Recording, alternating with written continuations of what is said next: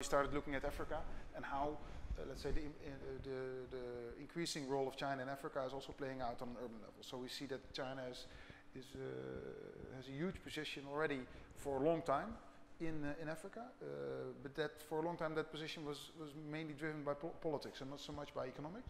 So let's say as of the beginning of the 50s, China built up a relationship with all African countries, and especially after these countries became independent. That relationship continued even after Mao died, and the relationship moved from being political to more economical somehow. And right now you see that impact of China in Africa not only plays out on a, let's say, on a economical level or a social level, but also and especially on an urban level. So China is building roads, railroads, railway stations, and so forth in Africa. For a long time, China was executing projects, let's say building a railway line, building a highway, an airport, implementing schools, putting hospitals on the ground, and so forth. Which of course has a huge impact on what a country does or what a city does.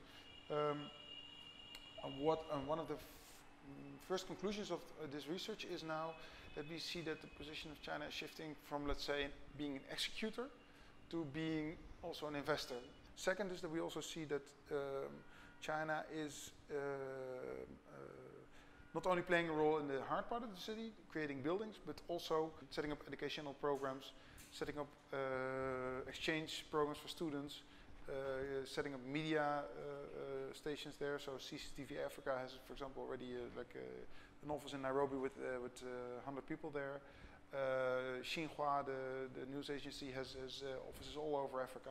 So that means that there's also the soft part of the city, the soft component of urban life that's being influenced just the way we were influenced when we were young by the US. We spoke to also African kids that watch Chinese movies, you know, Chinese cartoons and stuff. So that means that in the end will also have a huge impact on urban life, because urban life is also about watching cartoons in the end. Is that impact there, as in, does it influence the city as a whole already? I think only on an infrastructural level. So people get quicker to their work, for example, due to the fact that the Chinese were able to put a highway on the ground that other parties have not been able to do. Local parties haven't, let's say Western countries haven't done it, or not to the extent that the Chinese do it now. So this makes life more efficient for people, it increases economic growth, it facilitates urbanization and so forth. But does it already really change the way African cities work? Yeah, to a certain extent, but not to the large part.